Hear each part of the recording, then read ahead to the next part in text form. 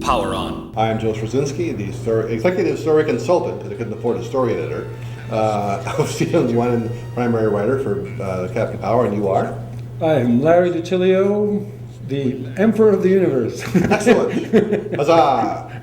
We all bow. I gave myself a promotion since the first one here. We are coming to an election year after all, so why not? I always wanted to be an emperor. So we started to say before the act break that the thing about writing for Captain Power is you really kind of have to write it in two levels. One level where a kid, a knee nibbler, can indeed watch the show and appreciate it and get a story out of it, but a second level where if the adults are watching it, they can get more meaning and more context out of it. Right. And I think the problem we had with the show was we had the cojones. You, me, Gary had the cojones to put this on the air, but Mattel put it at 6:30 in the morning. It was like, yes. So no adult was going to be up at that time unless they were going to work.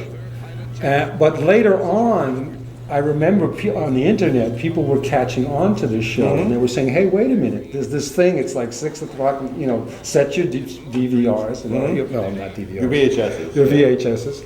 And I forgot how long ago it is. And by the end of it, we knew we had a lot of adult fans. Yeah.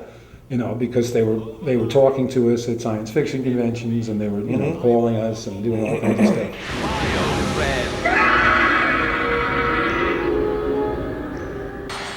But let's face it, we use the word autonomous in this episode. Yes. You'll never see that in a kid show, ever. No. And you're right, the schedules are weird times. I mean, you needed a hunting dog and a Ouija board to find the show. Exactly, yeah. I was having a hard time getting it on tape, even at my house. Yeah. But what I think is exemplary about the show is the fact that, as you say, it did get an adult fan following. Yeah. And some adulterous fan followings. And that says that we were telling, adult stories. And really, it was kind of on this show that we kind of invented the story arc for this kind of series. Before then, even before Babylon 5, there had been science fiction shows that all had the reset button at the end, where everything was back to the way it was. You and I sat down and we planned out the first season, and it had an arc to it. We knew that there were places we had to hit over the course of the season, but there were places in between where we had room for the writers to come in and do things. Right. But we talked about Project New Order and setting that up and all the stuff that led into that. We were going to do this. We knew we were leading toward the destruction of the power base. So it really had the sense of an arc at a time when no one else was doing that, and it was learning to do it here that I cut my teeth on the process of storytelling that let me do it on Babylon 5 later on. So this is again a case where we weren't making it up on an episode by episode basis. We kind of knew where we were going. Right. And that was unusual for that time. Yeah, people. Remember they used to not want people to do that. Oh yeah. They didn't say, "Oh no, don't do a two-parter," because then we'd have to show them in order. Yeah, they had this what's wrong with showing them in order? Well, they believed back then that in the syndication that at the station they just pull things down off the shelf randomly and put them into the player. Yeah. But in point of fact, what the station intended to do was to go in episode number order. 101 first, 102, 103. Right. So as long as you could number them properly, they would air them properly. Right. Yeah, you'd have, but I don't guess, maybe they didn't want to number. They didn't understand numbers. Maybe it was too hard for them to number stuff. Yeah.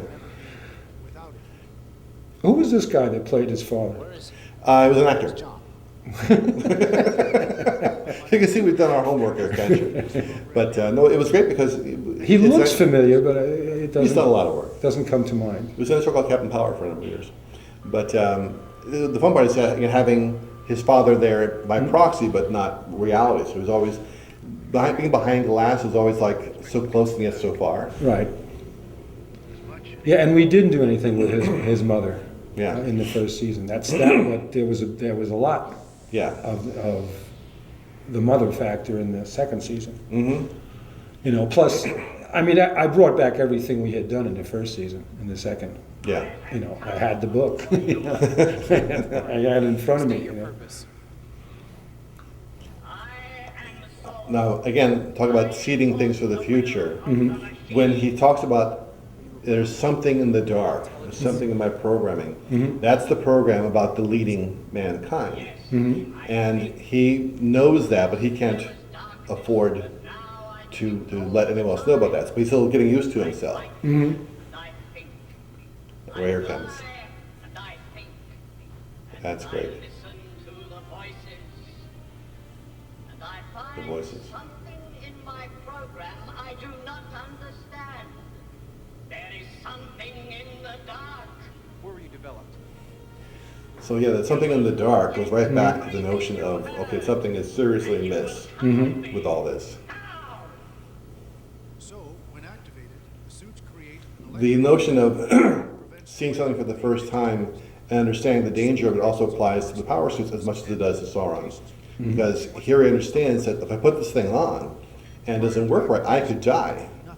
You know, and explains how it works. So when he does put it on, there's a sense of risk. Whereas on a day-to-day basis in the regular show, they just do it. They don't think much about it. Right. But understanding, well, the first time you put this thing on, there's a half and half chance you may be fried by it. Right. Is kind of cool. For this, I can go after Stuart and John. Warning, Major. Suits are untested. Critical tests need to be completed. There could still be defects. Possible consequences? I wish those basic underwear versions could look better though. It is kind of odd. Here's your jammies. Yeah. Well, they look good when they change, though. Yeah, absolutely. You know? They are always polished. Yeah. Where's John? On his way. He'll be here in a few minutes. Plus, Tank virtually got that camo Iraqi look, you know. Yeah, yeah. Our old lab. Or Sherman Tank look, if you want to go that way. I love this dynamic though of the friends who are in agreement in essence. They both want the same thing or wanted the same thing, but they took different roads to get there. Breakthroughs here. I'm sure it's all very fascinating. And you see the mind working. It's find some way to get the hell out of here Yeah. intact. Stuart, I'm trying to be The reasonable. notion that Taggart merged with Overmind, Overmind took from him his dream of perfection. Took from him, the notion that any kind of flaw was bad, and therefore they make humanity perfect by digitizing it. It is cold-blooded murder. I digitize as many as I can save. And stick them in that obscenity, Overmind? And you call that mercy? Oh, wait, that's right. I forgot. Called a retirement home, actually. See, the language was not, it was not a kid's language. No. It was adult language. And that was always kind of the problem, the blessing and the problem with the show, because Mattel obviously wanted a kids show, and we did not get one. Yeah. Whoops. We were bad, but we made a good show. Yeah. Thousands, millions, tens of millions? And where does it stop? I could burn you. The reason we're sitting here now today is because this is a show for adults, and I've seen the results on the fans' bulletin boards and the websites when news of this came out. But those fans are still there. And I think the DVDs will sell well. Yeah. I had a VHS tape of my episode. That's the only thing I had. Wow. And it had The Abyss on it, which is your episode. No, okay, of course. That was the special feature. What we tend to like is as viewers, we love a story where someone achieves great things. We love a story where someone falls from grace. We love a story where someone who has committed great crimes have a chance to redeem himself. So when Power System, there's still something good in you. It's kind of, again, a nice notion that there's no place so dark that redemption cannot reach. Even for Taggart, which you explored the second season, there's an opportunity to regain his humanity, that we can always come back from the edge of the darkness. He would have went the other way, but Well, yeah. he would have become fully mech at that point. Yeah. And I don't know if that would have, I don't know what would have happened on that. Yeah. It's just one of those things I was willing to wait and see. Yeah. the slight bulge with the stomach there. But not until whatever happens, happens. That Yeah, these two shows really gave the cast a real chance to show their chops, Right. doing different things than they've done before. Not to say that the writing was better or worse, but they put them in different contexts. And here the emotion on his face and the reaction is really pretty cool. I love how he sucks in his gut for a second. It's fucking not worth it, the effort. So this is coherent sound according to you.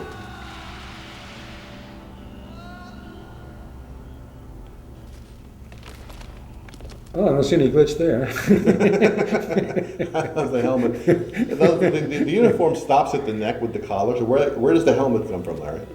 That comes right out of their heads. It's solidified. Really? It's solidified brains. I see. That's why they keep losing battles. You guys heard that. The helmet gets dented. But there was another secret to this show, is that besides Joe and I writing it, anyone that was writing it was a science fiction writer. Yes. Because we knew them all. So we Good had point. really great writers on the show. David Gerald never did one. No. Michael Reeves, Steve Gerber, who else did I use?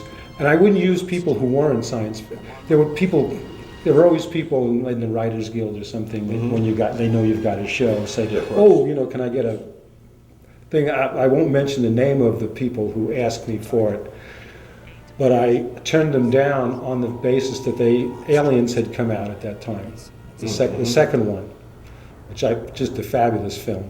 I thought better than the first one. And they said, "Oh, we hated that picture. It was just nothing but blowing things up and exploding things." And I said, "Then you're not running for Captain Power, because we blow up things a lot. If you don't like that, you're not going to be able to write it." So I didn't say all that, but it went through my head, because they asked me like 2 weeks then. I said, 2 weeks ago you told me you didn't like Aliens. If you don't like Aliens, you're not going to like this show. So why are you asking me to write it? Yeah. So we'd stick to people who knew what they were doing in a science fiction show. We also do from folks who also had an animation background to some extent, because we just happened that was the circle we ran in. There was one incident where someone known to both of us called me one day, said an animation writer known to him who would not normally have used in the shows and lose his house, and could you please give him an assignment to save his house? I gave this person an assignment, turned in an animation script, and I called him and told him that, and he went kazoo on me over the phone, and became my sworn enemy from all time. To this day, he is still pissed off about it and out there rampaging against me. All good deeds are punished eventually. Right. But yeah, we had some great writers, and that's the important part, getting writers who actually understand science fiction, as opposed to what everyone, the guys who did the new V series came on to Hour 25 and said, these are guys who did soap operas and well, I don't know what they were thinking about the new V series. Well, I watched the first episode of one of them. I don't know. It seemed to come back like a bad penny, They're probably just flying suits, so you can tell he's just hanging on a wire or just standing there. The dynamics really aren't quite right. I believe that at the time it was like, at the time they were making Batman as a camp thing with Cesar Romero as the Joker, and although Burgess Meredith is great in anything he's in, Burgess Meredith is the Penguin. It was more like it was a laughable genre, superheroes especially was a laughable genre at that time, and then somewhere along the way, well, I guess Buffy maybe got that. Look, you can do a show like this with a real solid hero and a real solid story, and that story, which started out a high school incident story, went to 7 seasons of like incredible stories. Yeah, great writing. Hush was even you didn't need to write much, but it was the scariest, creepiest thing you ever saw, And people had to relearn that there's this stuff in comic books is not stupid, and it's some of it is, of course, In any genre that applies. There's always some stuff that's stupid. Actually, and right now, I would say comic books are doing more innovative work than movies are doing. Movies, they're just remaking everything now. They're remaking everything because they haven't got an original idea in their head. Yeah. And that's a shame. When you can't find 5 movies to vote for, on the Writers Guild list of movie awards,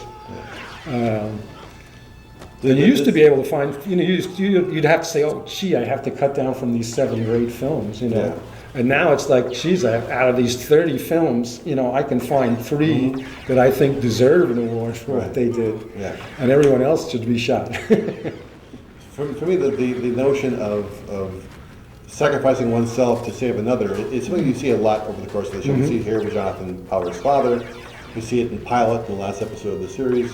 I'm a big believer in the idea that you have to find something nobler than yourself to live for, and something that, as much something is worth living for, some things are worth dying for. And that's that kind of thing infused. I love it. There's exactly the same position they haven't moved in all this time.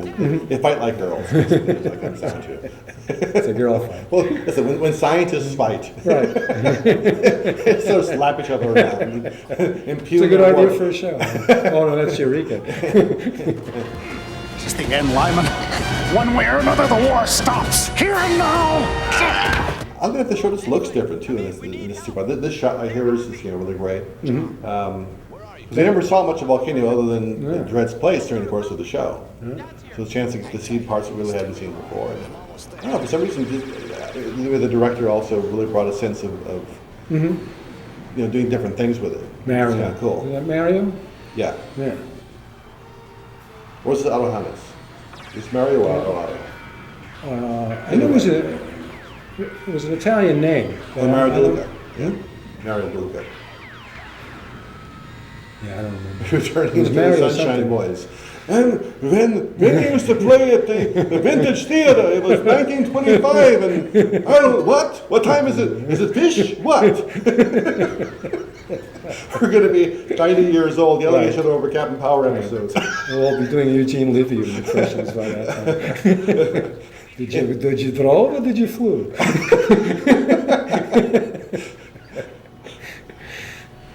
You can cut all this out, Oh yeah, you folks at home won't hear it. It's all be fixed in the post.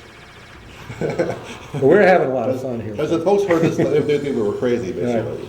Fortunately, that'll never happen. And they're still fighting Ante. I love this. Oh, my brain is gone. Because that's the question that arises: why does Dredd look like that? How did he get like that? And now we answer the question. And I mean, the bad haircut? Yeah. It was the bad haircut, right. It's stage 2, and the first part of losing his humanity was more internal. The second stage is actually more external, where the parts of his body aren't there anymore. The third part is what you were going to handle when he gets totally mechanized. The side-by-side, reaching out of there. Yeah, but we also would have went to New Eden at that point. I mean, Right. that was where it was supposed to end. Yeah. I got an email from a guy on Facebook saying, "Where's New Eden?" New Jersey, isn't it? Off Turnpike 14, I believe. I said, "It's classified information. Yes. I can't give you that." What are you, a biodread? That's right. Right. Who told you that? He was a biodread. Yes. They're emailing me all the time. The best, I think, villains, for my money, are tragic villains. Where you actually can feel something for them. Londo in Babylon 5. And here, you see this guy who's just been beat the crap out of, and he's now been absorbed by this machine, and the horror of that. And you see the motives, and I never believed in mustache twirling bad guys, where they're just doing bad stuff because they want to do bad stuff. Right. The monster never sees a monster in the mirror. We all have reasons for what we do, and we think they're good reasons. And The vampires can't see themselves. well, there is that. You always find a loophole. Yes. I can always rely on you to torpedo whatever point. That's exactly right. I'm always looking for a spiritual loophole. 1984. That's when you and I met. 1984. Do you realize that? That's a couple of years ago.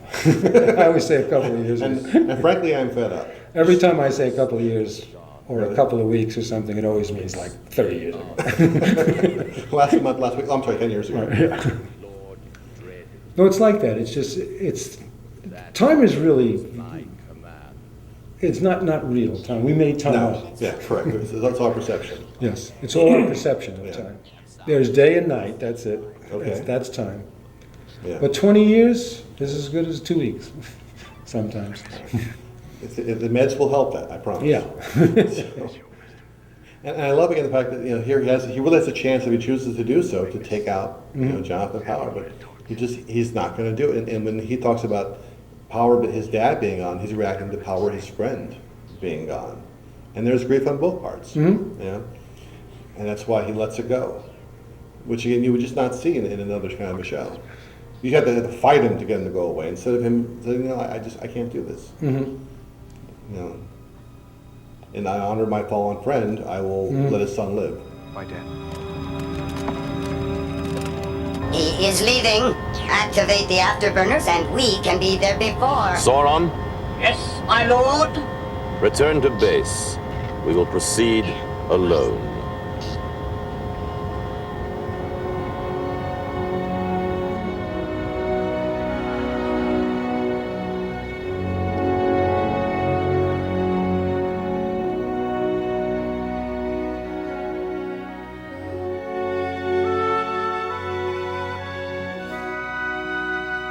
So that is The Summoning of Thunder Part 1 and 2. And we thank you for watching at home. We thank you for the support of the show. And Larry? Wonderfully written. In spite of my having done it. Absolutely. Yeah. I'm glad we can agree upon that. So we hope that you have enjoyed this commentary, and we hope there was some kind of logical sense in it somewhere. And, I doubt it very much, but it was fun to work on the show. It was fun to do, and the show was great. very much fun to work on. A lot of things happened here. It started off here, and it was good to see it coming back again. So you guys at home, have a good day. Enjoy yourselves. Seek joy wherever you can. And we will see you on the other side.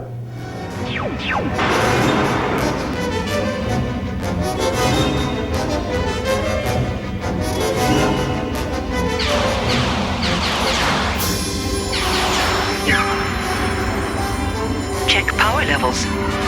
We took a few hits, but we've still got plenty of power. Energy systems full. Hold on. I'm gonna blow this baby.